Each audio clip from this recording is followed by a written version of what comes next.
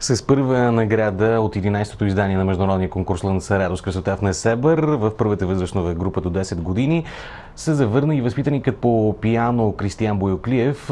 Той е възпитаник на преподавателят Мариана Мъгева, също от Средно общообразователно училище Екзархантин I. С първа награда от 11-то издание на международния конкурс "Слънце, радост, красота" в Несебър в първа възрастова група до 10 години на пиано се завърна Кристиян Боюклиев, възпитаник на Мариана Мъгева от Средно общообразователно училище Екзархантин I в Казанлък. С изпълненията си младия пианист впечатли участници и преподаватели в конкурса, сред които и директорът на музикалната школа в Москва.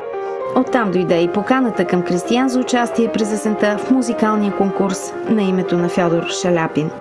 Четвърта година го посещаваме и сме много доволни от организацията. Той е международен конкурс в Несебър, организира се около средата на месец юни и е един празник за хората, които се занимават с изкуство в различни области на изкуството: балет, солово изпълнение, инструментали, и участниците са от много далечни места. Тази година бяха от 9 държави, а самите участници са над 2500. Всичките са до 18 години деца, които имат желание да изявяват своите разностранни таланти.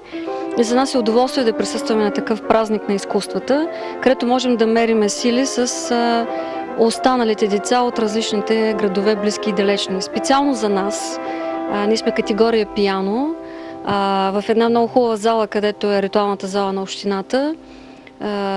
Изпитахме удоволствието да се състезаваме с деца от Москва, от школата на Фьодор Илич Шаляпин, от Киев, Кишинев, Лвов, Харков, и другите бяха от България, от Бургас, Пазарджик, Пловдив и Казанлък.